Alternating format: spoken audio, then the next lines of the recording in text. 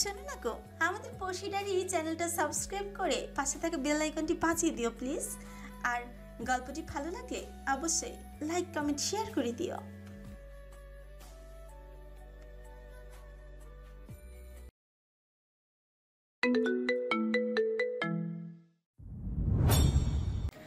সকাল 10:17 নজরাত মাত্র ঘুম থেকে উঠে হাতের মেহেদিগুলো দেখছে।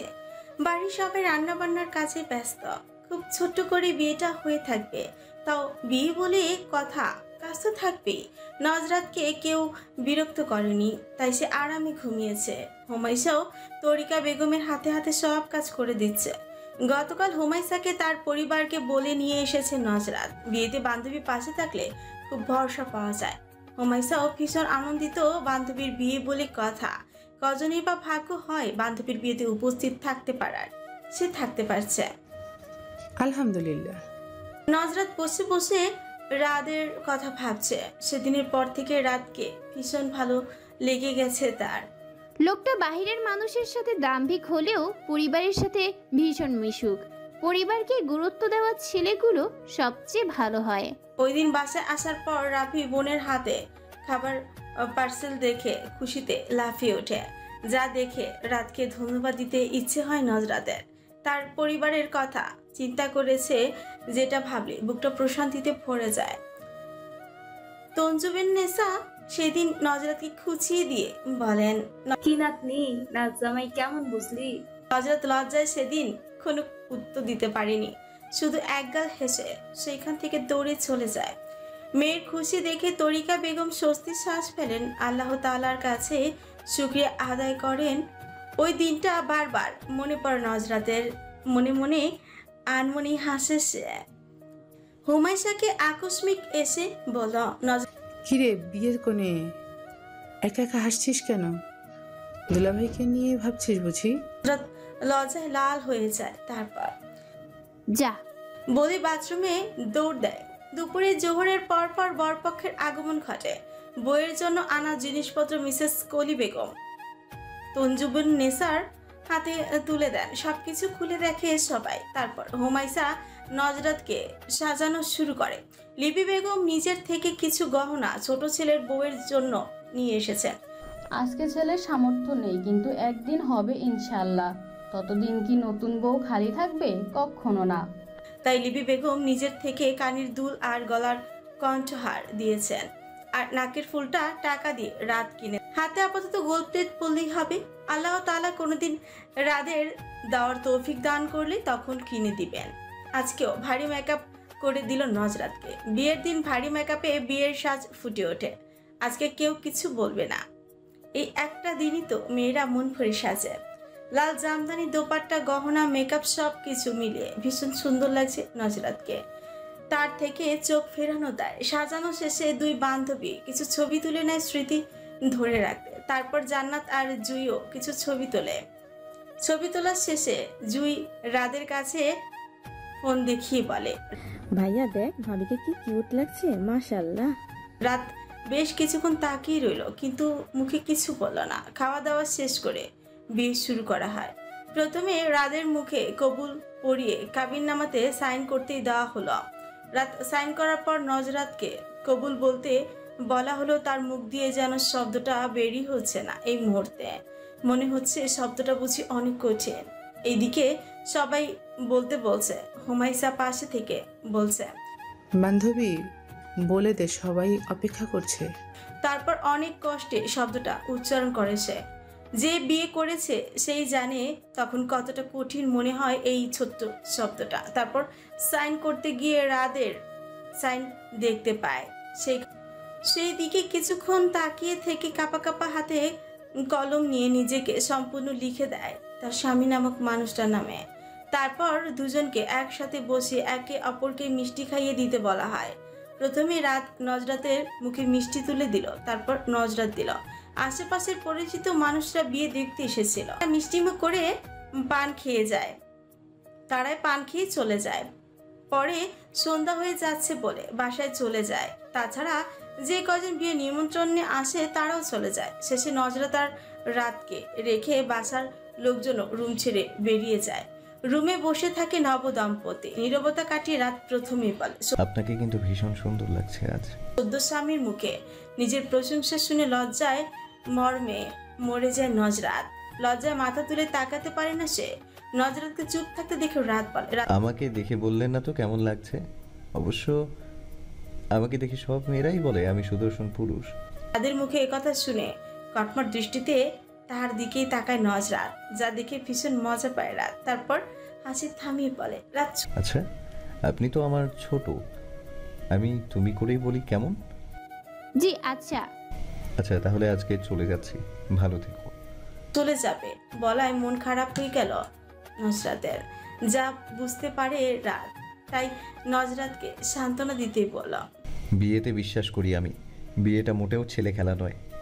বিয়ে যখন করেছি তখন তোমার সব দায়িত্ব আমার। আমি চেষ্টা করব আমার দায়িত্ব পালন করার, ইনশাআল্লাহ। তোমার মোহরানার টাকা পরিশোধ করে তবেই আমি তোমাকে সম্পূর্ণরূপে আমার করে দিব, ইনশাআল্লাহ। মন খারাপ করো না, খুব শীঘ্রই দেখা হবে আমাদের, ইনশাআল্লাহ। তারপর রাত উঠে চলে যেতে গিয়েও ফিরে এসে বলল, আমাদের একটা ছবি তুলে রাখা উচিত, তাই না? এই দিনটা তো কখনো ফিরে আসবে না। তারপর সেলফি তুলে আল্লাহ হাফেজ বলেই বেরিয়ে যায় রাত। বসার ঘরে গিয়ে বাবাকে বলে, বাবা, রাত বেড়ে যাচ্ছে, আমাদের যাওয়া উচিত। জান্নাত রাতের পাশে বসে চাপা গলায় বলল, তুই চলে গেলে রূপকথার মন খারাপ হবে না? তুই না হয় আজকে থাক এখানে। রাত না বুঝার ফান করে বলল, মন খারাপের কি আছে? আছে অনেক কিছুই, তুই বুঝবি না। রাত মোহরানোর টাকা পরিশোধ করে তবেই স্ত্রীকে স্পর্শ করার কথা ভেবেছে, কিন্তু রাদের মনের কথা কেউ জানে না। লিপি বেগম ভেবেছিলেন আজকে রাত থাকবে এখানে, এমনিতেই তার ইচ্ছে। বিয়েটা হয়েছে তাই তিনি আর জোর করতে পারলেন না। সবকিছু জোর করা উচিত কাজ নয়, তরিকা বেগমকে বললেন তিনি। আপা কিছু মনে করবেন না, আসলেও একেবারে বউকে সময় হলে তুলে নিয়ে যেতে। সম্পূর্ণ কথা শেষ করার আগে তরিকা বেগম বললেন, আমি কিছু মনে করেছি না আপা, বিয়ে হয়েছে, এখন ওরা যেটা ভালো মনে করবে সেটাই হবে, আমাদের এখানে হস্তক্ষেপ করা ঠিক না। হ্যাঁ অবশ্যই। আচ্ছা আজকে তাহলে আমরা বিদায় নিচ্ছি। আচ্ছা, আবার সবাইকে নিয়ে আসবেন। ইনশাল্লাহ, আপনারাও যাবেন কিন্তু।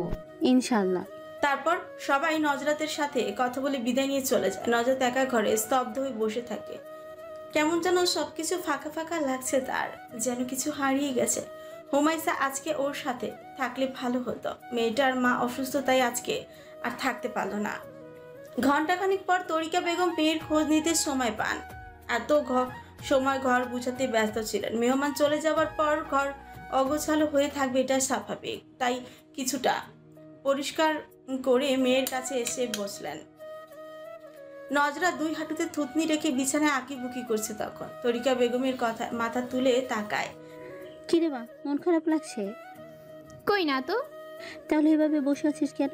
শাড়ি গহনা খুলে সুতির 3 পিস পরে নে, আরাম লাগবে। যাচ্ছি আম্মু। আচ্ছা যা, আমি তোর জন্য কিছু নাস্তা বানিয়ে আনি। না আম্মু, তুমি এখন রেস্ট নাও, সারাদিন কত ধকল গেল তোমার উপর। তাহলে তোর শ্বশুর বাড়ি থেকে যে মিষ্টি আনা হয়েছে সেই মিষ্টি নিয়ে আসি। তোর তো ছানা মিষ্টি পছন্দ, মিষ্টি খেয়ে একটু শুয়ে থাক, ভালো লাগবে, পরে উঠে রাতে খাবার খাবি। তারপর তরিকা বেগম চলে যাওয়ার পর নজরাত শাড়ি চেঞ্জ করে 3 পিস পরে ফ্রেশ হয়ে আসে। তখন খুব হালকা লাগছে, এখন খুব হালকা লাগছে নিজেকে।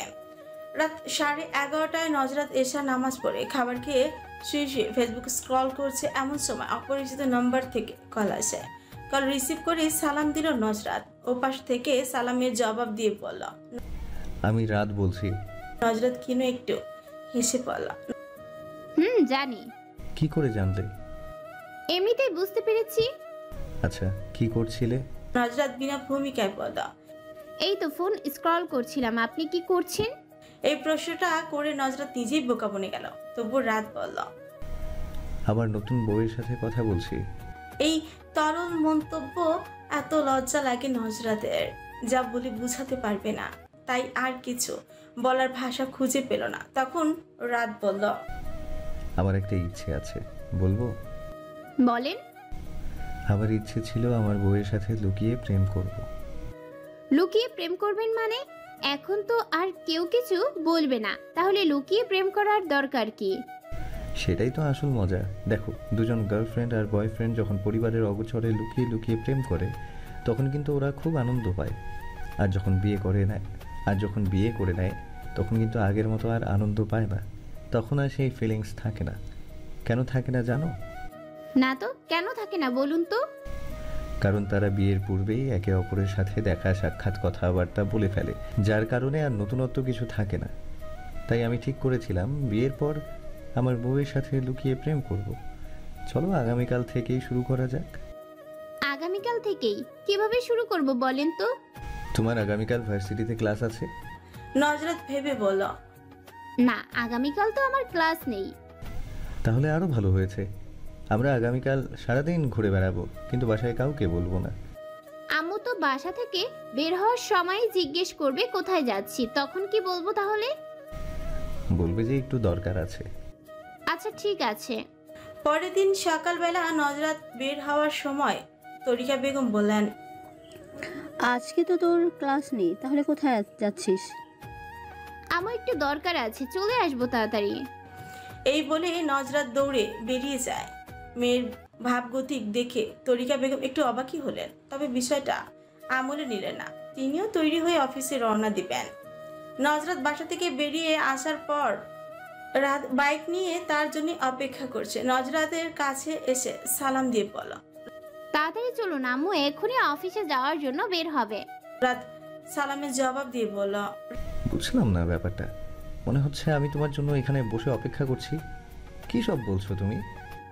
আরে আমি আপনার বউ, এখন কথা না বাড়িয়ে চলুন তাড়াতাড়ি। রাত আর কথা না বাড়িয়ে বলল, উঠে বসো। তারপর রাত বাইক নিয়ে অনেক দূরেই চলে আসে। নদীর উপরে ভাসমান রেস্টুরেন্টে চলে আসে তারা। দুজনেই মুখোমুখি বসে আছে। রাত গম্ভীর দৃষ্টি নিক্ষেপ করেছে, বলল, তুমি সেই মেয়েটা? বলনি কেন এতদিন? আর তুমি এত মেকআপ করে লুকিয়েছিলে কেন? নজরাত একটু সংকুচিত হয়ে বলল, ভার্সিটিতে বান্ধবীরা দেয়ার দেয়, সেই জন্য আপনার সাথে কথা বলতে গিয়েছিলাম, কিন্তু আপনি ওরকম ব্যবহার করলেন যার জন্য আমি বিয়েটাও করতে চাইনি। তাই ওরকম সেজে বিয়েটা যেন না হয় সেই চেষ্টা করেছি, কিন্তু শেষ পর্যন্ত আম্মুর জন্য বিয়েটা করতেই হলো। নজরাত বিয়েতে রাজি ছিল না শুনে রাদের মনটা বিষাদে ভরে ওঠে। হ্যাঁ, সেও বিয়েতে রাজি ছিল না, কিন্তু সেটা তো মেকআপ সুন্দরী মেয়ে দেখে। আচ্ছা, যদি তার বদলে নজরাতকে দেখতে পেত তাহলে কি সে রাজি হয়ে যেত? হয়তো হতো। তখন তো আর বিয়েতে না করার কোনো কারণ খুঁজে পেত না, তাই রাজি হয়ে যেত বোধ হয়। রাত অন্যমনস্ক হয়ে পানির দিকে চেয়ে রইল, জবাব দিল না। অনেকক্ষণ বাদে হঠাৎ বলল, কি খাবে বলো? আপনার যা খুশি অর্ডার দিন। রাত মেনু কার্ড দেখে ফ্রেঞ্চ ফ্রাই, চিকেন ফ্রাই আর কোল্ড ড্রিঙ্কস অর্ডার দিল। তারপর তাদের মধ্যে নীরবতাই বয়ে গেল। রাতের কেমন যেন অস্বস্তি লাগছে। আগের মতো চাঞ্চলতা আর আসছে না। একটা ধাক্কা তাকে নীরব করে দিয়েছে। ভেতরটা কেমন যেন অস্থির অস্থির লাগছে। এখানে আর থাকতে ইচ্ছে করছে না। নজরাত আর চোখে সবটাই খেয়াল করেছে। তাকে ভীষণ ভাবাচ্ছে। নিজেকে এখন অপরাধী মনে হচ্ছে। সময়টা এখানেই স্থির হয়ে গেলে ভালো হতো বোধহয়। না, সময়টা পেরিয়ে পূর্বের মতো সব কিছু স্বাভাবিক হলে ভালো হতো। নীরবতার মাঝেই লম্বা গড়নের চমৎকার একটা চেহারা ছেলে, বয়স বেশি হলে 15 হবে। ছেলেটা খাবার নিয়ে আসে। ছেলেটা খাবার দিয়ে বলল, আর কিছু লাগবে বলেন স্যার? রাত বলল, কোন ক্লাসে পড়ো তুমি? জি, 10ম শ্রেণীতে পড়ি। এখানে কাজ করে পড়াশোনা ঠিক মতো করতে পারো? জি পারি, এটা আমার বাবার রেস্তোরাঁ, বাবাকে সাহায্য করতেই মাঝে মাঝে এসে কাজ করি। আচ্ছা, খুব ভালো। ছেলেটা চলে যাওয়ার পর রাত কিছুক্ষণ ভাবুক হয়ে বসে রইল। তার মনে হলো ছেলেটার থেকে অনেক কিছু শেখার আছে। বাবাকে সাহায্য করার কথা কখনো মাথায় আসেনি তার। যদিও তার বাবা একজন সরকারি কর্মকর্তা ছিলেন, তাই এখানে সাহায্য করার কিচ্ছু নেই। কিন্তু বাবা এখন অবসরপ্রাপ্ত, বয়স হয়েছে। এই বয়সে এসেও কত কষ্ট করে বাজার করে আনে তাদের জন্য, অথচ সে একজন প্রাপ্তবয়স্ক পুরুষেও বসে বসে খায় বাবাকে কোনো প্রকার সাহায্য সহযোগিতা না করে। কথাটা ভেবে মনে মনে অনুতপ্ত হলো সে। এদিকে নজরাত আর চুপ করে বসে থাকতে পারলো না, জিজ্ঞেস করেই ফেলল, কি এত ভাবছেন বলেন তো? ও সরি, খাবার ঠান্ডা হয়ে যাচ্ছে। খাওয়া শুরু করোনি কেন? তারপর নজরাতের দিকে এগিয়ে দিয়ে বলল, খাও। হাতে তুলে খাইয়ে দিতে হয়। তারপর নজরাতের দিকে এগিয়ে দিয়ে বলল। রাত একটু ভরকালো, পরে হাতে নিয়ে নজরাতকে খাইয়ে দেয়। তারপর নজরাতও খাইয়ে দেয়। খাবার খেয়ে বিল পরিশোধ করে রওনা দেয় তারা। আজকে আর কিছু ভালো লাগছে না রাতের। নজরাতকে বাসায় নামিয়ে সেও তার বাসায় চলে আসে। নজরাত বাসায় ঢুকলে তঞ্জুবুন নেসা জিজ্ঞেস করে, কি নাতনি, বরের লগে ঘুরতে গেছিলি বুঝি? নজরাত অবাক হয়ে বলে, এই বুড়ি তুমি কিভাবে জানলে? বুঝি বুঝি, সবই বুঝি। পাকা বুড়ি তো তুমি। 3 দিন পেরিয়ে যায়, রাতের কোনো খবর নেই। নজরাতকে একটা কল মেসেজ কিচ্ছু দেয়নি সে। ভার্সিটিতেও দেখা যায়নি তাকে। নজরাত আর থাকতে না পেরে 5ম দিনে তার শাশুড়ি মায়ের কাছে কল করে। লিপি বেগম খুশি হন নতুন বইয়ের কল দেখে। কুশল বিনিময় করে লিপি বেগম জিজ্ঞেস করেন রাদের সাথে কথা হয় কিনা। নজরাত আমতা আমতা করে বলল, জি হয়। তারপর লিপি বেগম পর্দার গুরুত্ব বলে দিলেন, তুমি তোমার স্বামীর আমানত, তাই নিজেকে পর্দায় আবৃত করে রেখো মা। পর্দায় নারীর সম্বল, জানো তো? জি আন্টি। আন্টি নয়, আম্মা বলে ডেকো আমায়। জি আচ্ছা। তারপর রাদের কথা শুনতে পায় নজরাত।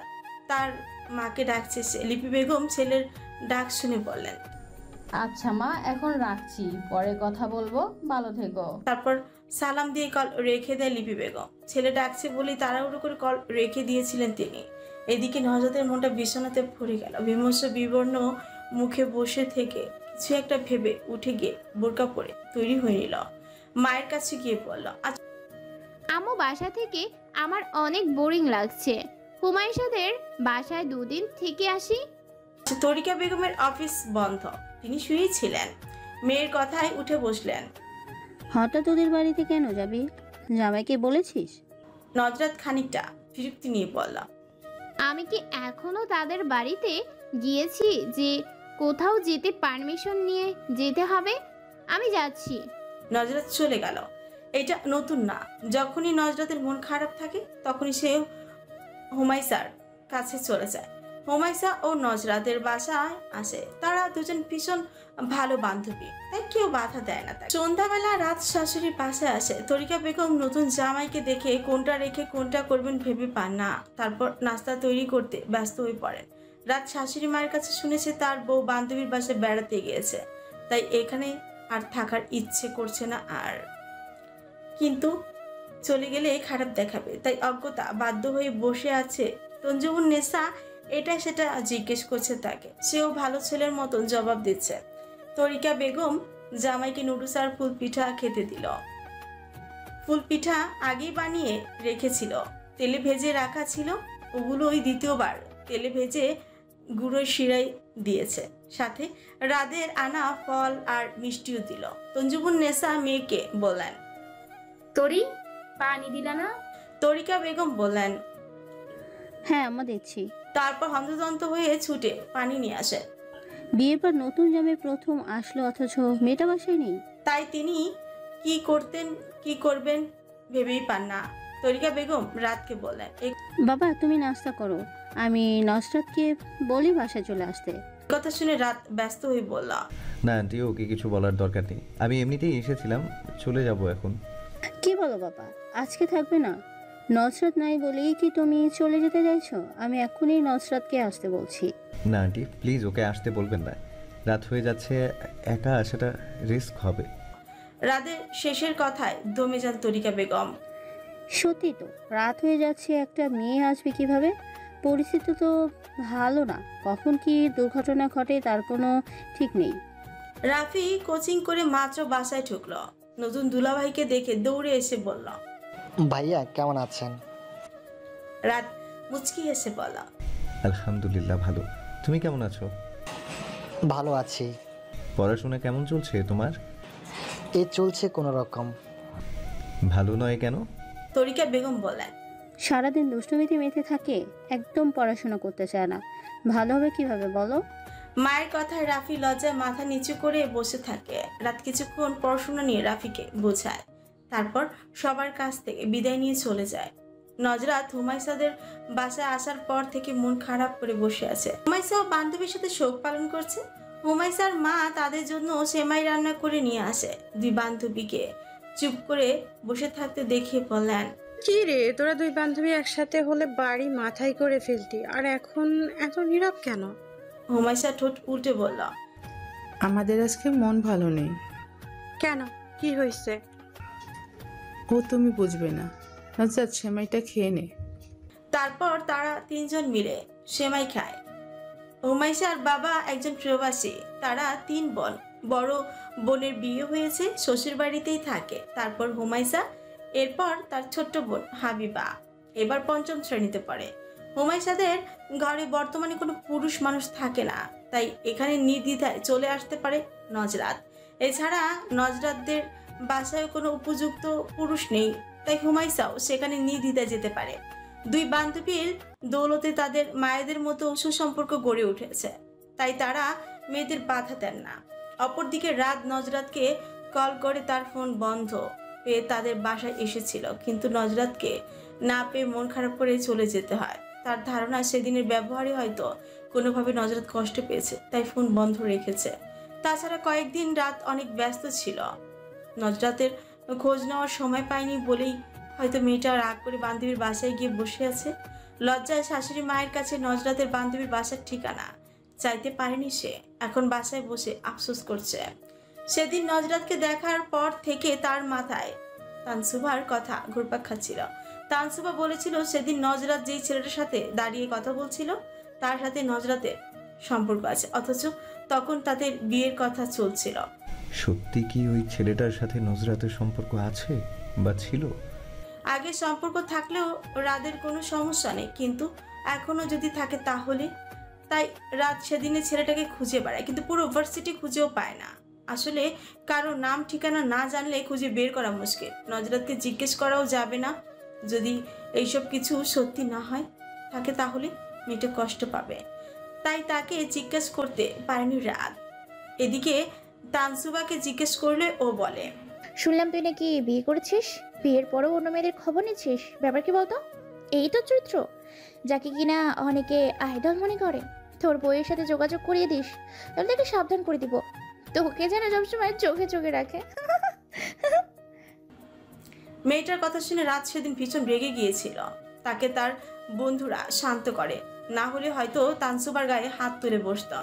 এরপর 2 দিন কেটে যায়, নজরাত এখনো বাসায় ফেরেনি। তরিকা বেগম বেশ কয়েকবার কল করে ফোন বন্ধ পেয়েছেন। শেষে বাধ্য হয়ে হুমায়সাকে কল করে এসে জানায় নজরাতের জ্বর এসেছে। তরিকা বেগম বিচলিত হয়ে পড়লে হুমায়সা জানায় আজকে জ্বরটা ছেড়েছে, অনেকটা টেনশনে কিছু নেই। হুমায়সা ফোন রেখে নজরাতকে বলল, আন্টি তোর অসুস্থতার কথা শুনে টেনশন করছেন, একটু কথা বললে পারতি। নজরাত খাটের বাজুতে বালিশ ঠেকা দিয়ে আছড়া হয়ে বসে আছে, মাথাটা ভীষণ ধরে আছে। দীর্ঘশ্বাস ফেলে বলল, এখন আম্মুর সাথে কথা বললে ঠিক ওনার কথা জিজ্ঞাসা করতো, তাই বলিনি। সম্পর্ক শুরু না হতেই এভাবে ভেঙে যেতে দিবি? ওনার বোধ হয় আমাকে পছন্দ নয়। কিভাবে জানলি? ভাইয়া কি এ কথা তোকে বলেছেন? ওনার রিয়াকশন দেখে বুঝতে পেরেছি আমি। বিয়েটা ভেঙে গেলে আম্মুকে কিভাবে সামলাবো আমি, এসব ভাবতে ভাবতেই মাথা কাজ করছে না। আর তুই কষ্ট পাবি না? সেসব ভাবতে পারছি না, ভীষণ কষ্ট হচ্ছে আমার, জানিস। আমি না জানলে আর কে জানবে? হুমায়সা তার বান্ধবীর কষ্ট আর চোখে দেখতে পারছে না, তাই ঠিক করলো আগামীকাল ভার্সিটিতে গিয়ে রাদের সাথে কথা বলবে। ছোট্ট ক্যাবিনেটের উপর রাখা দৈনিক যুগান্তর পত্রিকা। ফারুক সাহেব শূন্য চোখে চেয়ে আছে উপরের দিকে। জুই দরজার দাঁড়িয়ে বলল, বাবা আসবো? আয় মা। বাবা তোমার কি শরীর খারাপ? কই না তো। তাহলে তুমি আগের মতো আমাদের খোঁজ খবর নাও না কেন?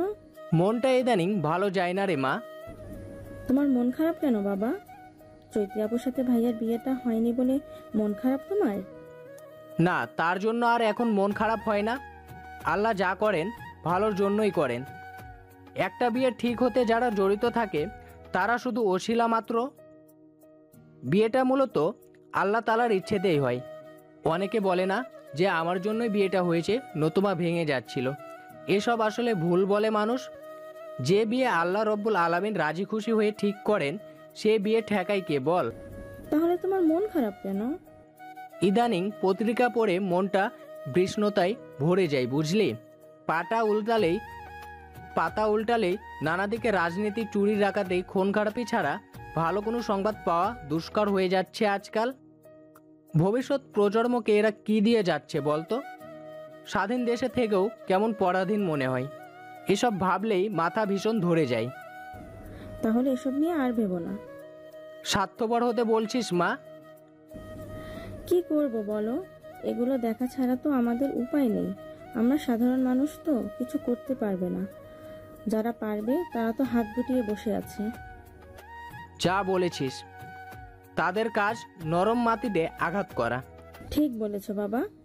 আম্মা আমাদের জন্য বসে আছে, এখন নাস্তা করবে, চলো। আচ্ছা চল। হুমায়সা ভার্সিটিতে ঢুকে ক্যাম্পাসের এক কোণে বেঞ্চ রাখা জায়গাটা এসে বসলো। রাত আর তার বন্ধুরা মিলে এখানেই বেশিরভাগ সময় আড্ডা দেয়। আজকে বোধহয় এখানে এখনো আসে নাই। আশেপাশে ভালো করে দেখি নিল না, কোথাও দেখা যাচ্ছে না।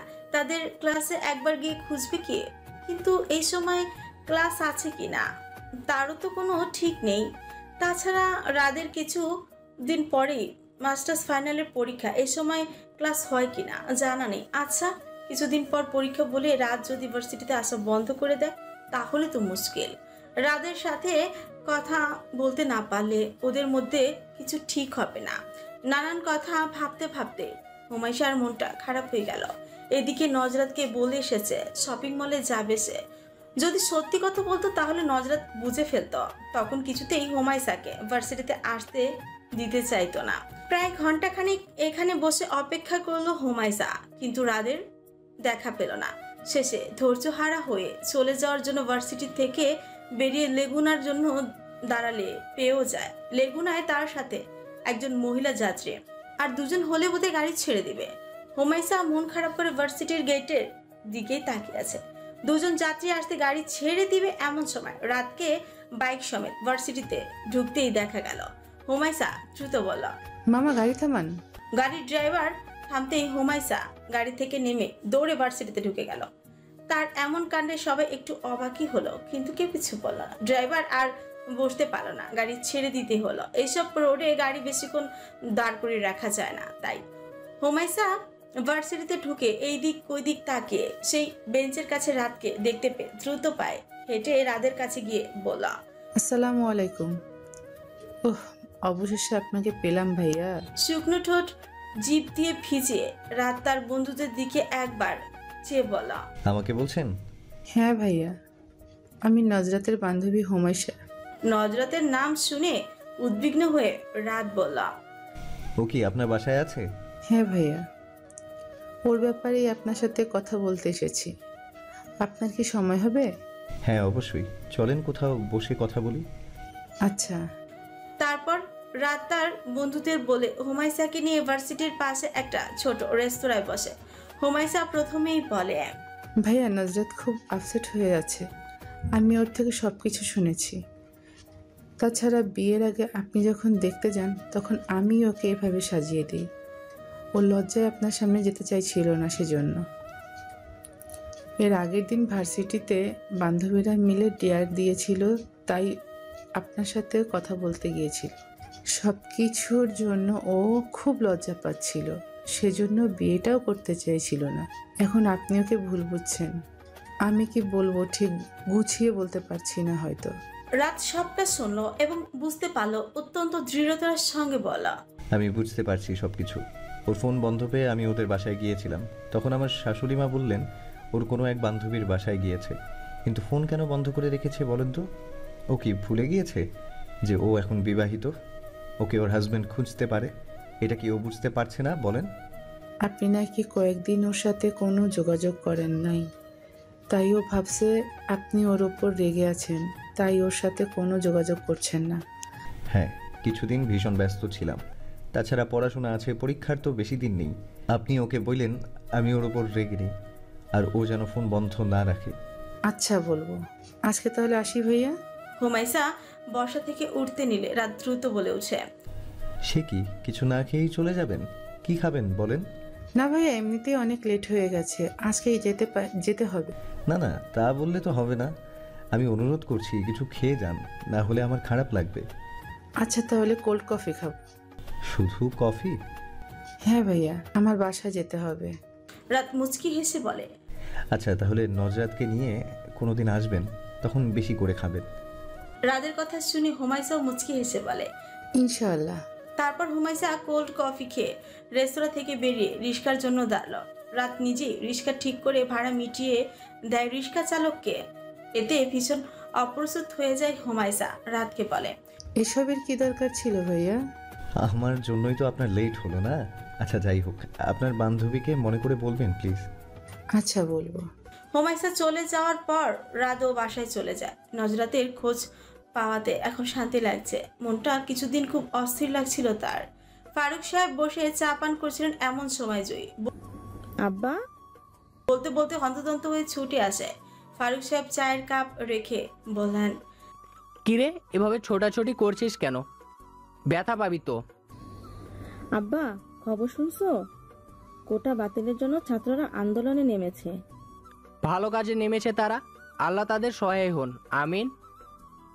জানিস অনেক মানুষ আছে যারা মুক্তিযোদ্ধার নামে জালিয়াতি, প্রতারণা ও অসত্য তথ্য দিয়ে মুক্তিযোদ্ধা পরিচয়ে সরকারি ভাতা নিচ্ছেন।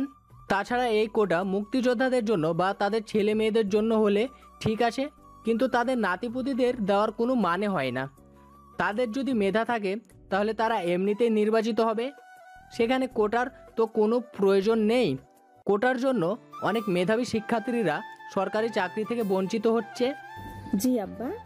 দিন যত যাচ্ছে কোটা বাতিলের আন্দোলন তত ভয়াবহ রূপ নিতে থাকে। ফারুক সাহেব জুইকে আন্দোলনে পাঠাতে চাইলে লিপি বেগম বাধা দিয়ে বললেন,